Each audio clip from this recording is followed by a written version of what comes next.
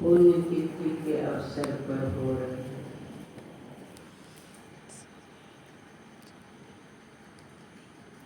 इस बात को सब जान रहे हैं।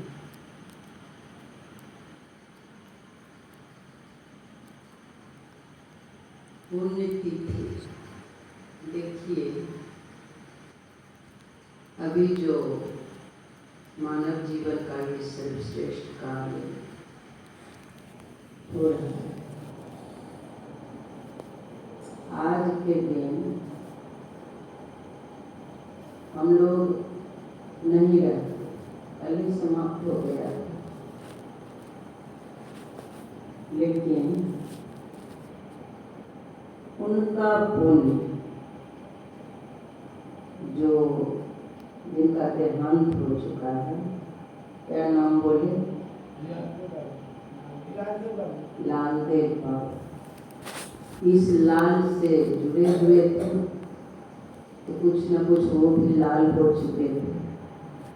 अब देखिए, तो वही पुण्य इस लाल से जुड़ जाने के कारण उनके अंदर जो पुण्य आ चुका था, वही पुण्य आज के तिथि को सामने प्रकट कर दिया और हम लोगों का पुण्य अधिक बढ़ेगा। उनका पुण्य और पुण्य बढ़ाने का कार्य कर रहा है। अगर माता जी साले साल कराएंगे पुण्यतिथि के अवसर पर, तो उनके कारण बहुतों का पुण्य बढ़ेगा, बहुतों का पुण्य बढ़ेगा। यही तो परोपकार वाली कार्य होते रहता है। वो चले गए लेकिन उनका पुण्य यहाँ भी कार्य कर रहा है, और वो जहाँ भी है यह पुण्य वहाँ तक भी पहुँचती है, और उनके पुण्य का भी बल यहाँ से बढ़ते जा रहा है।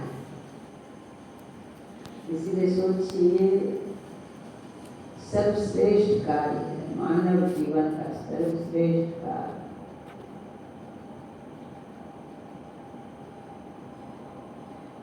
उनका शरीर छूट गया। शरीर बहुत तरह से सुन रहे थे, बाबा बहुत अच्छा से समझा रहे थे।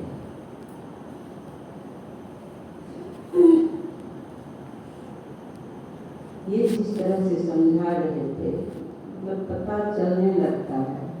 और इनको मैं देखती हूँ जब जिस दिन से आए हैं कि ध्यान सत्संग में जुड़े रहते हैं। जब तक ध्यान सत्संग होता है ध्यान सत्संग करते हैं। बाद में जैसे ही समय मिलता है तो इधर उधर व्यर्थ का इधर करते नहीं देखे इनको। जब समय मिलता है तो सदग्रंथ का या मोबाइल के द्वारा हो या जो हो या कुछ शिक्षा प्राप्त करना या सदग्रंथ का कोई उच्चारण करने लगते हैं। बताइए इस तरह से जिसका जीवन हो जाए, पूर्व का संस्कार है, पूर्व का संस्कार है, बंधन में नहीं बंधे। सुन ही रहे थे, कितना बढ़िया सुना रहे थे, बंधन पर बंधन बढ़ते जाता है। जैसे उनके जो शरीर छोड़ के चले गए तो उनका पुण्य पर पुण्य बढ़ रहा है, उसी तरह से संसार से जुड़ते और बंधन पर बंधन बढ़ता है। इनका बहुत सुंदर ढंग से मैं देख रही हूँ। मैं तो साधु महात्मा को जब देखती हूँ, हम लोग तो घर परिवार में रहने वाले ऐसा मौका नहीं मिला, मौका ही नहीं मिला। उस तरह से उलझे हुए थे, इतना भारी बोझ था सिर पर, इतना भारी बोझ था कि टस से मस होने वाला नहीं था वो बोझ। पहाड़ के समान, कहते हैं कई योजन तक फैला हुआ पहाड़ के समान पाप। तो ध्यान योग से नष्ट होता है तो मुश्किल था।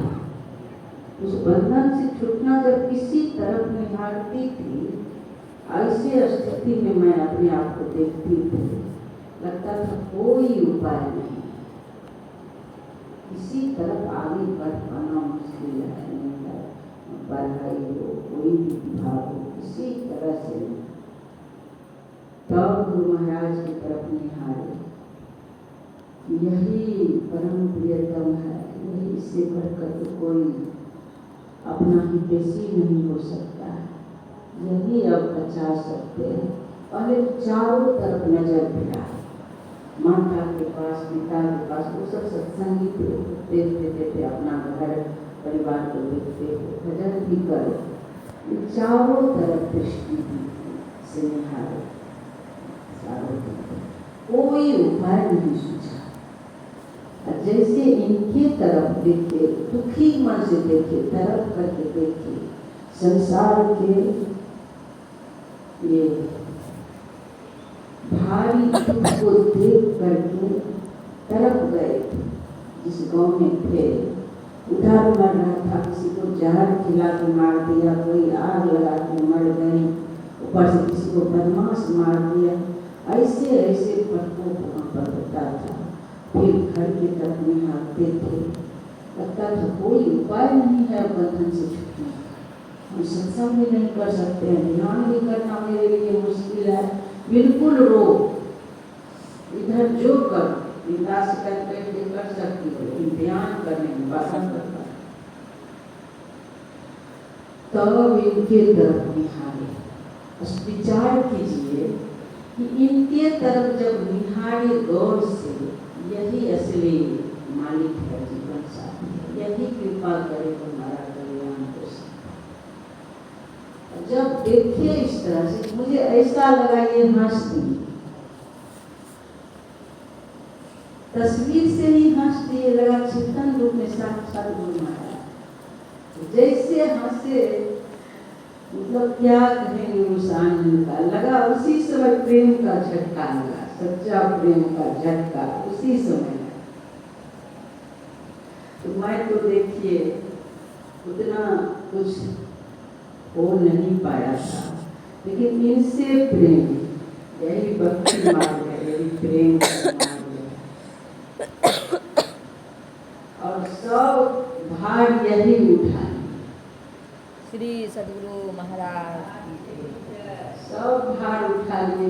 कैसे धीरे बोझ ढीला होगा, संसार का जो बोझ जन्म जन्म से इतना भारी बोझ था कि कैसे हल्का होगा।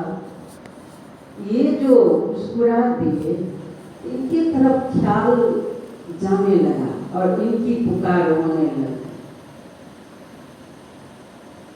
तो देखिए, संसार की तरफ से ख्याल हटा करके इनकी तरफ इनकी पुकार करते हैं।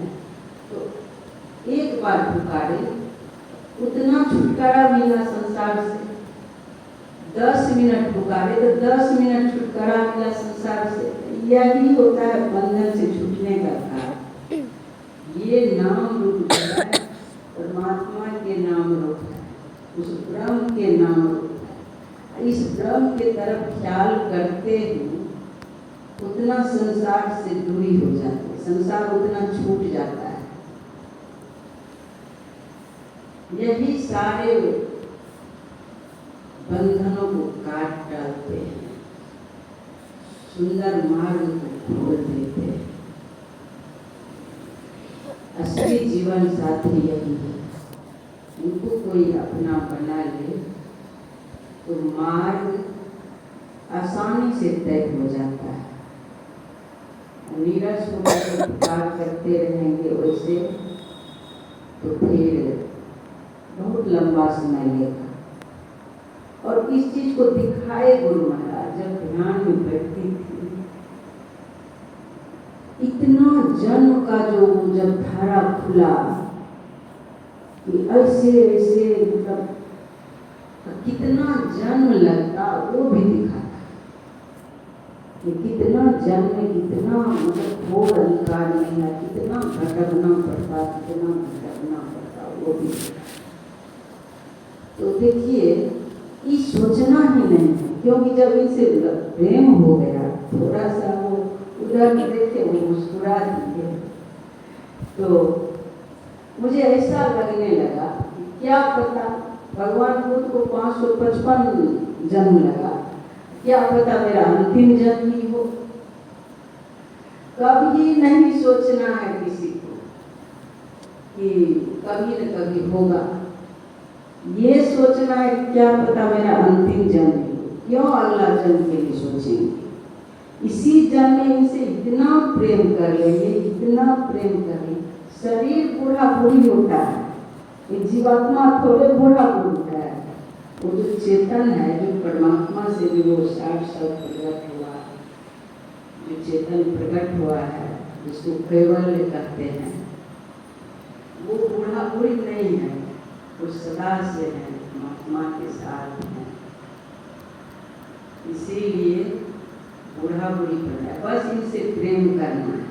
ये जो कहे हैं उस अनुसार चलना, उस अनुसार चलेंगे तब तो ये प्रसन्न होंगे। सुन ही रहे कि बहुत तरह से सुने आप लोग। इसीलिए देखिए, वो जो सालों के सामने सालों के साई वही ना सुने। तो ये लोग अब जो जैसे कोई रहते हैं सब दिन घर परिवार में, तो आई है वो आश्रम में रहती है, जानकारा रहती है, वो जो चीज़ देखती है आश्रम में, जबकि उतना आश्रम अभी व्यवस्थित ढंग से नहीं बना, फिर भी बड़ा बड़ा आयोजन होता है, हजारों से ऊपर लोग आ जाते हैं। तो थोड़ा थोड़ा सारी व्यवस्था है, तो इतना लोग तो समझिए रोजे वहाँ रहते हैं। इसलिए हमको छोटा परिवार अच्छा लगता नहीं है, आदत बन गया है बहुतों के साथ रहना। कोरोना में 100 आदमी का, कभी कुछ सोचते नहीं थे, कभी कुछ व्यवस्था नहीं करते थे, बस आंख बंद करके बैठे हैं, लेटे हैं, सारी व्यवस्था कर रहे हैं। ऐसे ऐसे में प्रवेश करके किसमें किसका उद्धार करना है, किसका धन शुद्ध करना है, किसका तन शुद्ध करना है, इनको शुद्ध करना है, तो इनको सब पता है। मुझे तो पता है नहीं, इनको पता है।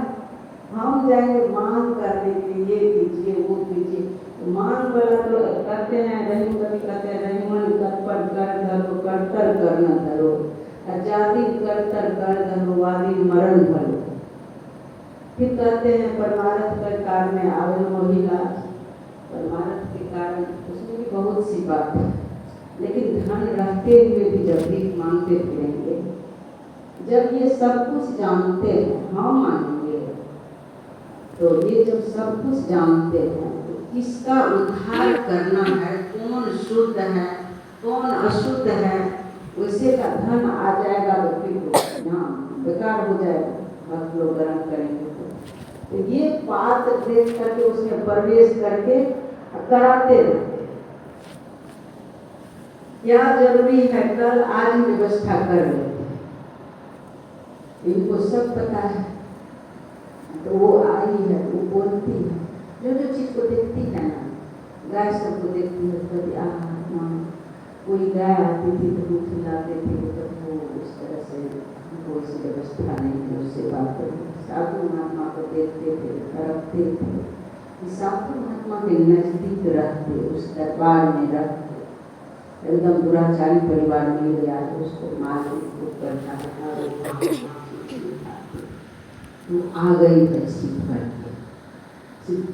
हम तो अपने आप को धन्य समझते हैं, ऐसे दरबार में पहुंच गए, ऐसे दरबार में पहुंच गए। मान लीजिए कुछ पूंजी बना, परमात्मा के ख्याल करके, परमात्मा के भक्तों का याद कर करके गाय को खिलाती थी, गाय की सेवा करके। तो अब देखिए सालों मेरे ख्याल से ऐसा विचार किए, तो उसके बारे में, गाय के बारे में विचारती थी, उस दरबार के बारे में विचारती थी, साधु महात्मा के बारे में विचारती थी, हमारी पीठ भी सहती थी। एक दिन ऐसा हो गया, ऐसा झटका गुरु महाराज दिए, यही कहते हैं मार पीट भी कृपा ही है। वो ऐसी कृपा किए मार पीट करके सीधे यहाँ आ गए। अब आ गई तो सालों को मुक्ति हो गया, वहां से मुक्ति हो गया, गुरु दरबार में पहुंच गए। गुरु दरबार में पहुंच गए, पहले तो अष्टोले जगत के लोक में जाना पड़ेगा।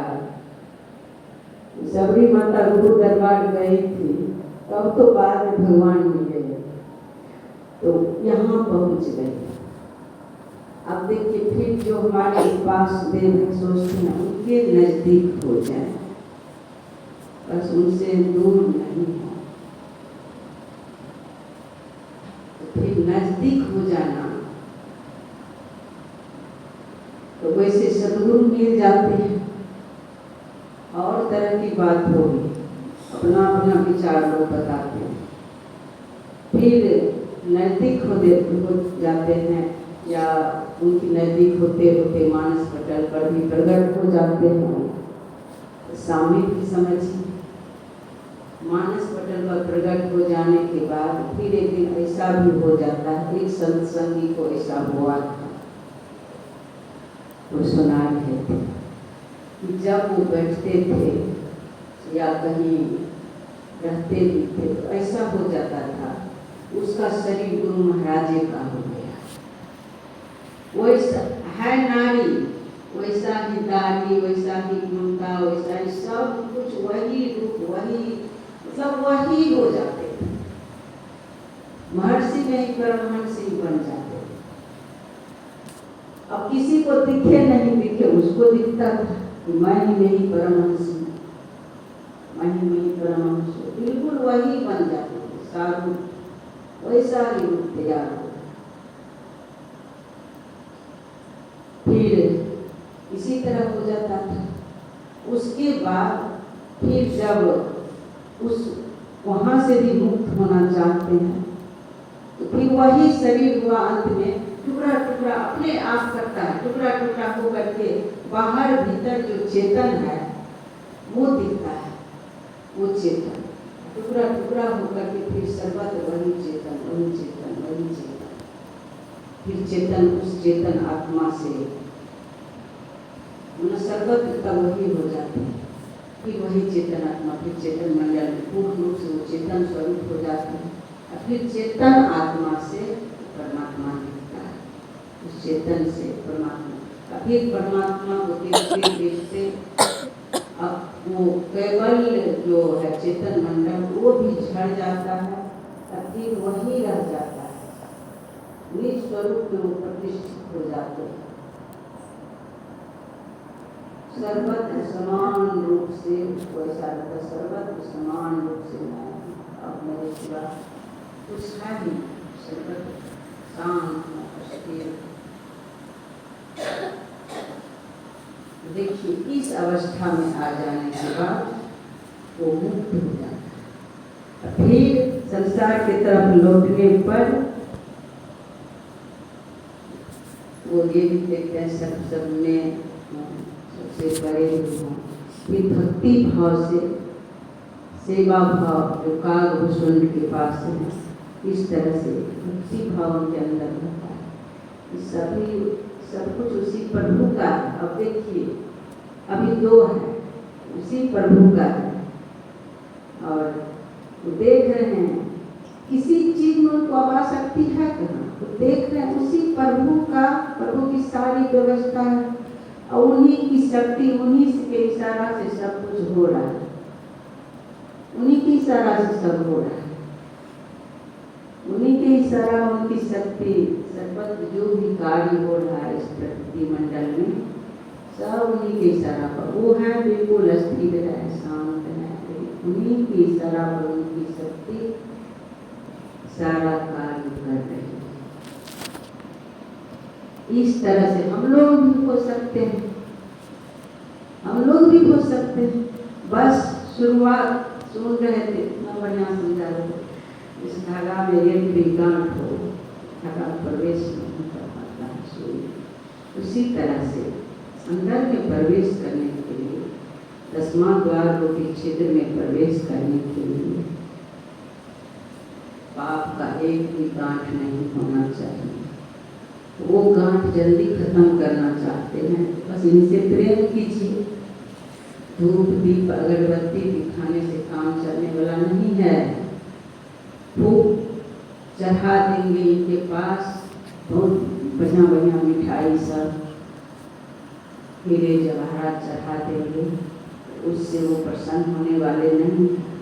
ये चाहते हैं मेरे संतान मेरे जैसा निर्मल हो जाए, मेरा संतान मेरे जैसा निर्मल हो जाए, सब कुछ मुझे सौंप दे, अपने आप को सौंप दे, सब सारा परिवार अरु संपत्ति नहीं भावे, सब प्यारा परिवार अरु संपत्ति नहीं भावे। ये जो मांग हो रही है, फिर उसको ऐसा भी ज्ञान हो जाता है कि सब प्यारा परिवार अरु सब कुछ इन्हीं का है, मेरा कुछ है नहीं,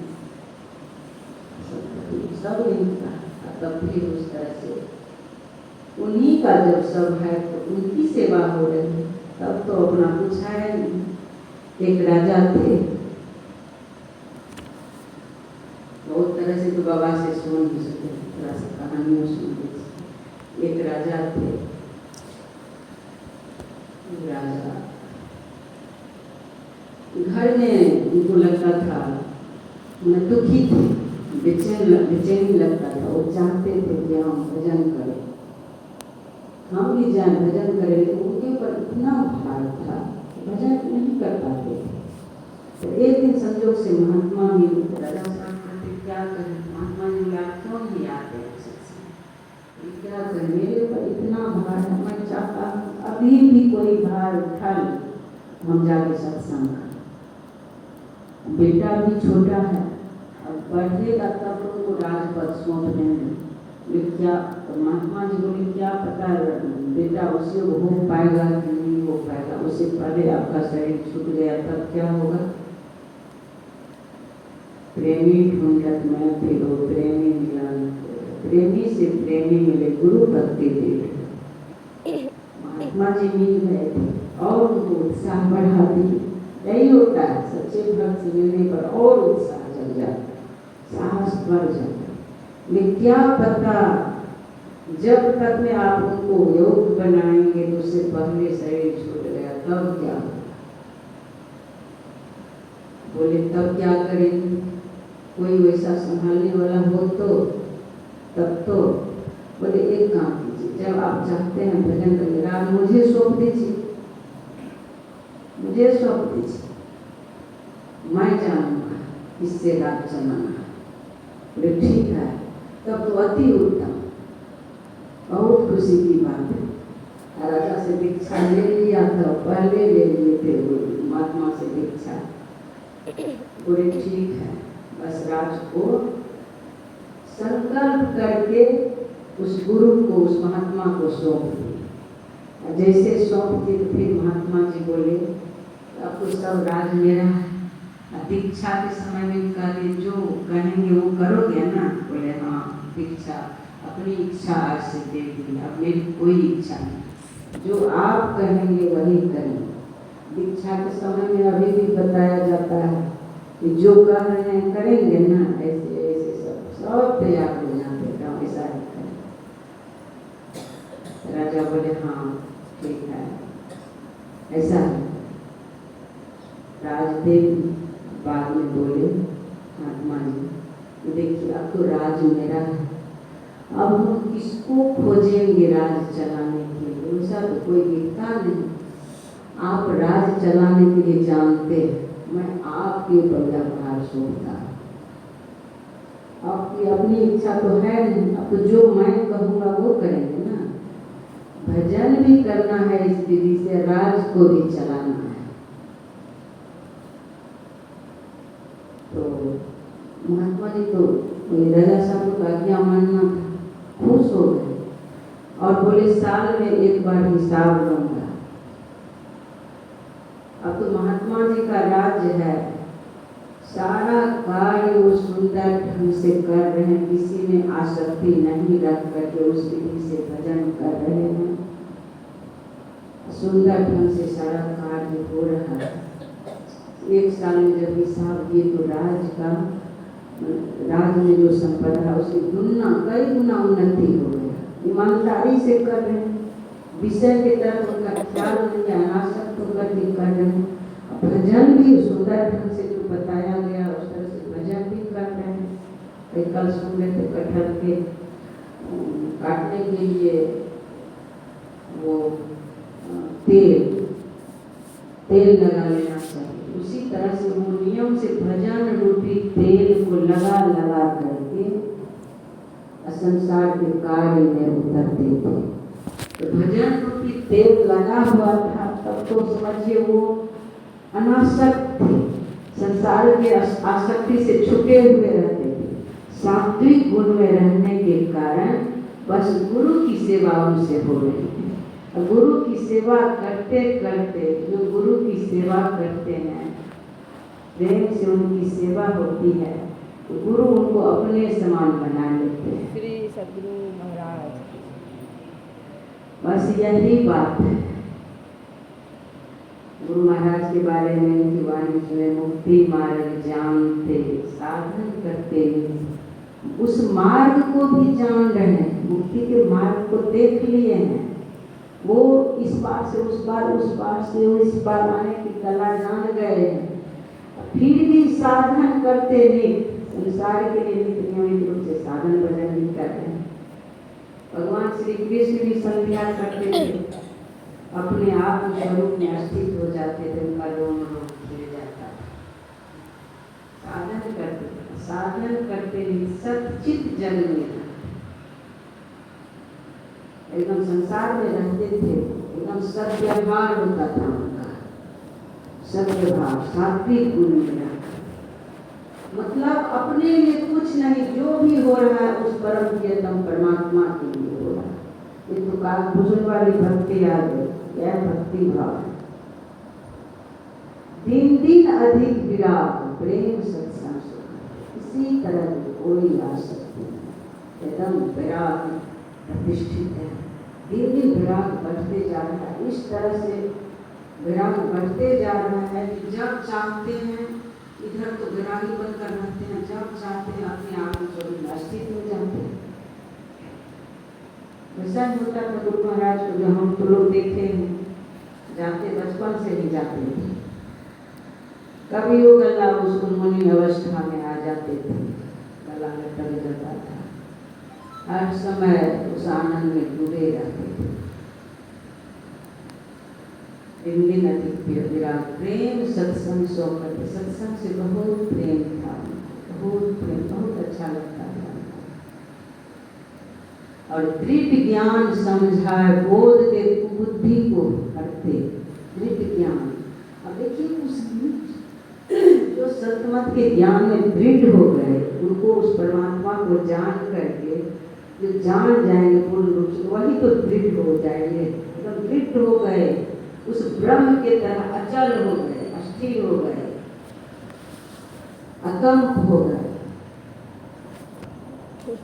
दृढ़ ज्ञान समझा, जो दृढ़ हो गए वही दृढ़ ज्ञान समझा करके बोध दे बुद्धि को हर संशय दूर बहाय संत मत अस्थिर करते, उसके संशय को खत्म करते।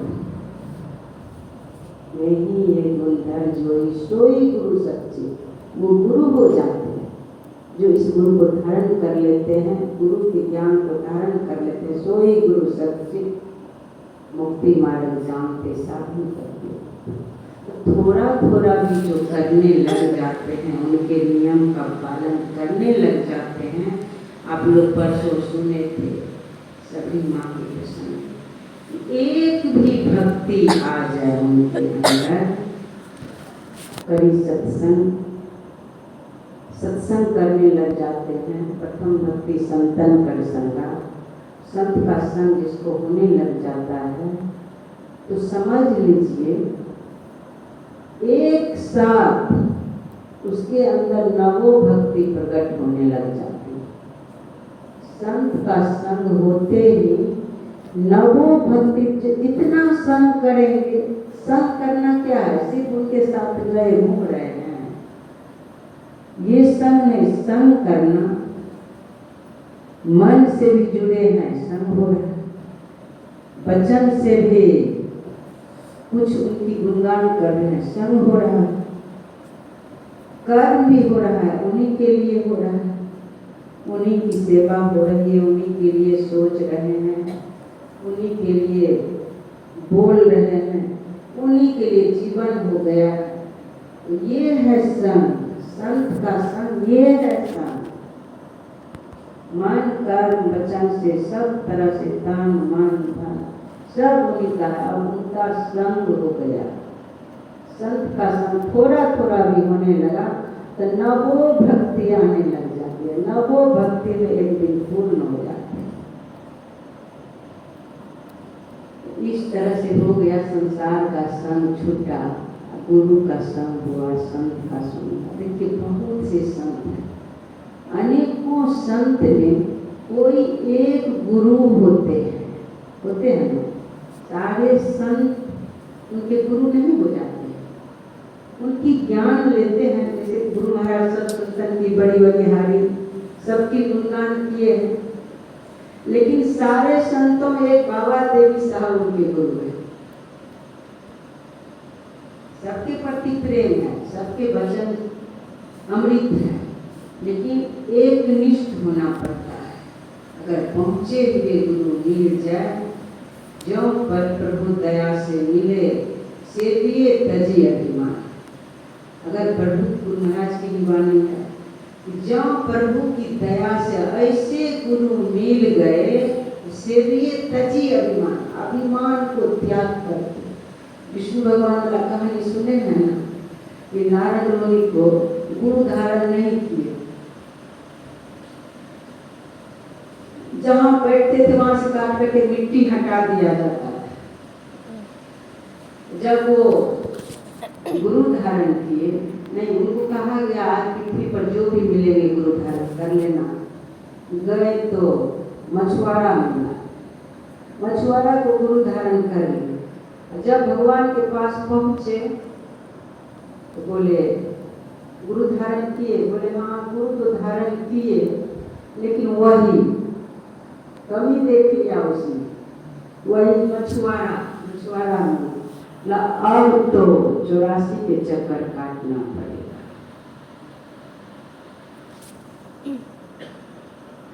बोले 84 के नक्शा तो आप ही बनाए हैं, अब 84 के चक्कर काटना पड़ेगा प्रभु, एक बार आप उस नक्शा को बना दीजिए।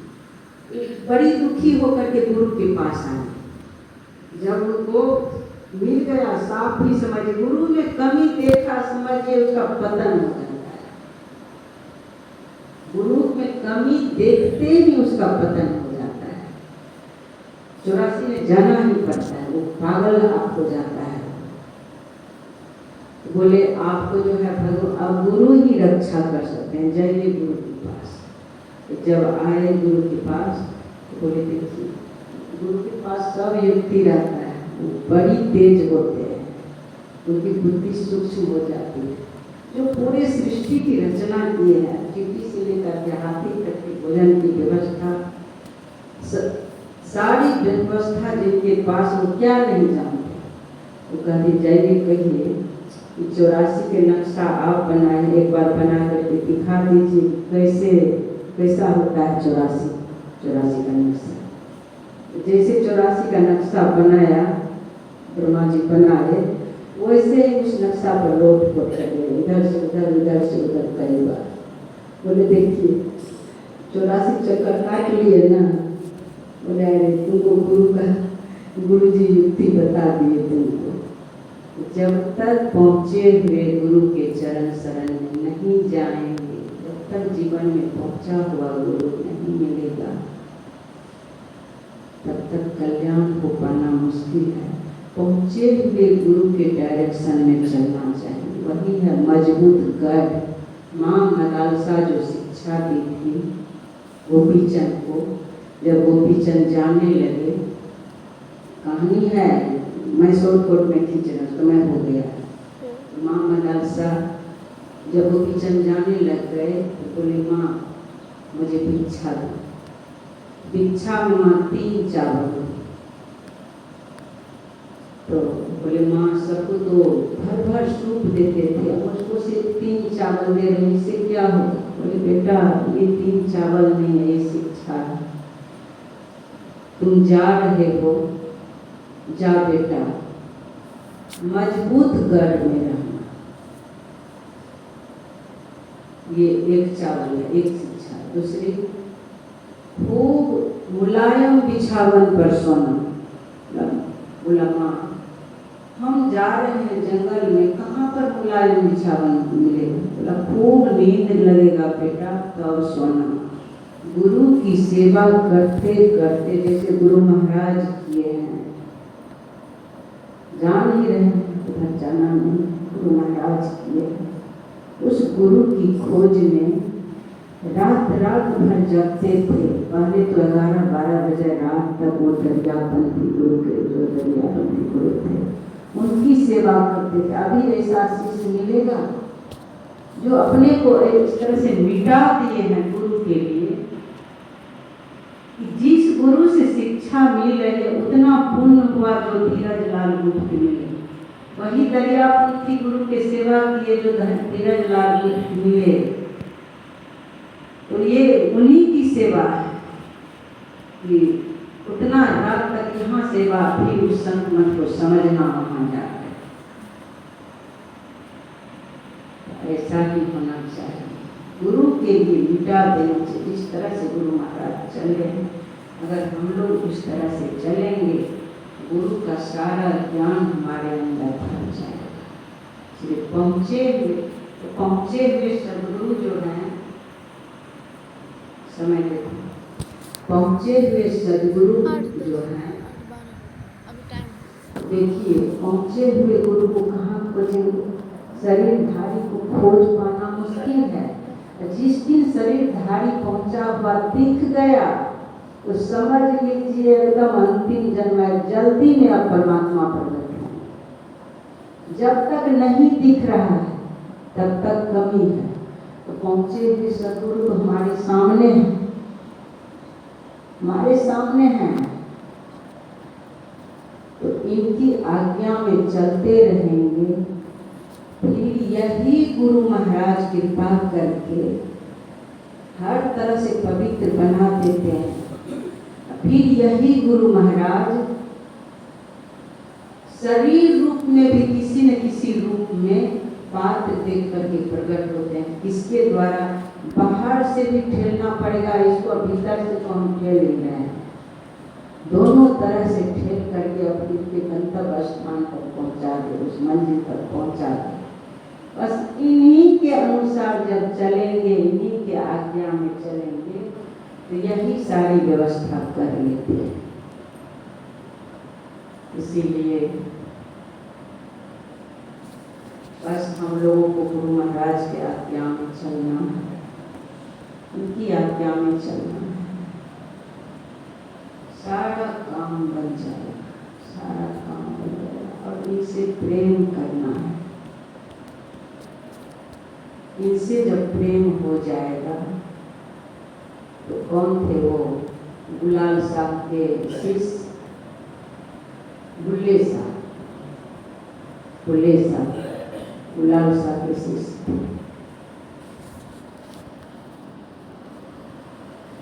ये कहानी भी जानते, कितना प्रेम था उनको। ध्यान में ही, ध्यान का समय नहीं मिलता था, दिन रात कार्य करते थे। उनका वो हलवा थे, खेत में ही ध्यान करने लगते थे। खेत में ही हल जोत रहे हैं, मानस ध्यान हो रहा है। अब उसी ध्यान में ही मन से ही गुरु मेरी आसनी लगाए, मन से ही बिठाए, मन से ही चरण धोते थे, मन से ही माला पहनाते थे, मन से ही भोग लगाते थे, मन से ही उनको खिलाते थे, मन से ही खिला रहे। पत्थर दे दिया, उसमें चूड़ा दे दिया, दही का बर्तन है वो के हाथ में, दही परोस रहे हैं। दही निकालने ही वाले थे, कोई कह दिया कि आपका जो हलवा है भुल्ला, वो तो हल जोतते जोतते खेते में सो जाता है। एक दिन बैल को फाल लगा देना, आया वो गुलाल साहब डंडा लेकर गया, एक डंडा उसके हाथ में लगा। जैसे ही हाथ में डंडा लगा, वैसे ही दही का जो बर्तन है मिट्टी का, फाल पर गिर करके 2 टुकड़ा हो गया, वहां पर दही गिर गया। देखिए माननीय सदगुरु महाराज देखते, अरे इसके हाथ में तो कुछ नहीं था, यहाँ देखते हैं दही का बर्तन 2 टुकड़ा होकर के गिर गया, दही वहाँ पर जमा हो गया। बस वो जैसे दही गिर गया हाथ से, डंडा जो लगा हाथ में, वो इससे ही रोने लगे बुल्ले साहब। तो वो गुलाल साहब जब देखे, अरे ये क्या हो गया, बोले कैसे ही हो गया, इस तरह से कैसे हो गया, कैसे यहाँ दही गिर गया, आपके हाथ में कुछ नहीं था। बोले मालिक, हम अपने गुरु को भोग लगा रहे थे, सब कुछ कर लिए थे, चूड़ा भी देते, तब दही परोसने ही वाले थे, मेरे हाथ में दही था, आप डंडा लगा दिए, बर्तन फूट करके दही गिर गया। खूब रोने लगा। बस तुरंत गुलाब साहब के चरणों में गिर गए, चरणों में गिर गए, मुझे क्षमा कीजिए, आज से जो संपत्ति है उस संपत्ति के आप मालिक हैं, आप उस गद्दी पर बैठिए, आज से हम आपका सेवा करें। तो गुरु की सेवा करने से क्या नहीं होता है, पल में कर दे निहाल बजो सागर, पल में क्या नहीं कर सकते हैं, कब क्या कर देंगे, कैसा चमत्कार जीवन में आ जाएगा, ठिकाना नहीं। ये राही को पहाड़ में बदल सकते हैं, पहाड़ को राई में बदल सकते हैं।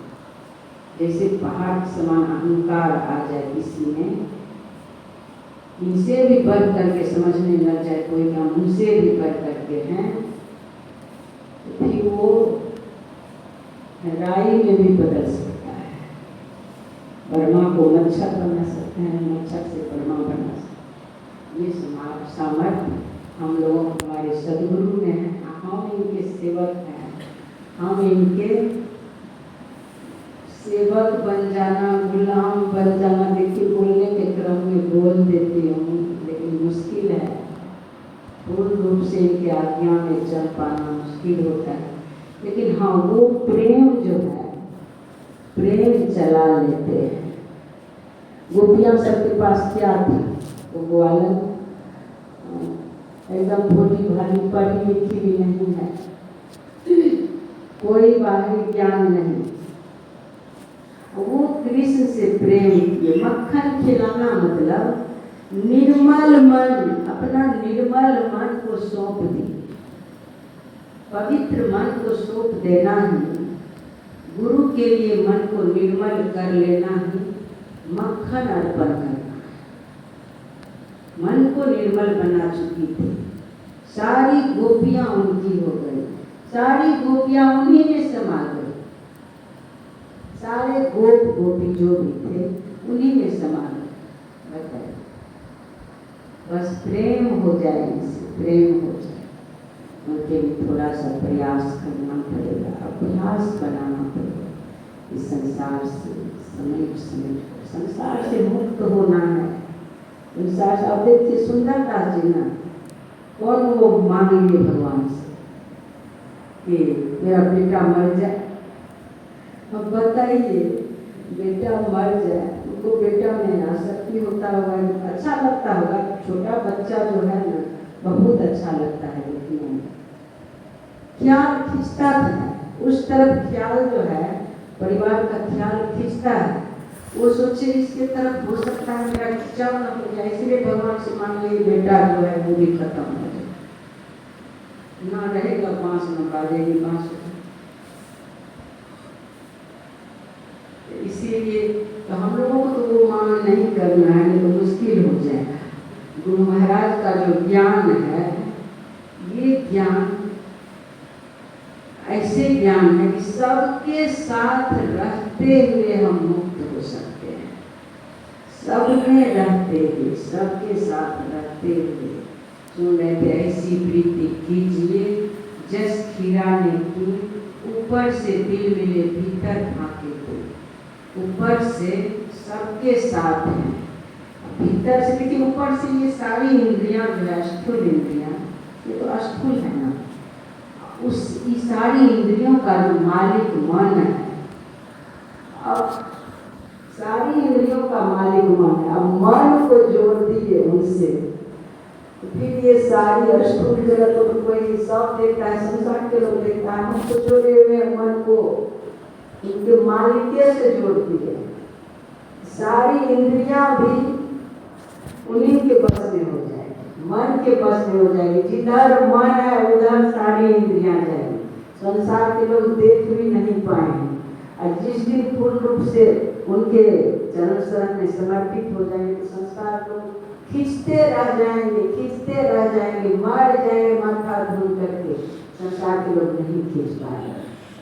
बस मुक्त हो गए, गुरु के चरण शरण में गए, संसार से छुट्टी दिला देते, छुट्टी दे देते।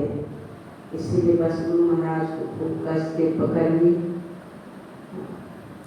अब अभी का सत्संग जो है समाप्ति की ओर जा रही है। एक भजन सुन लीजिए, जीते जी मर जाना है।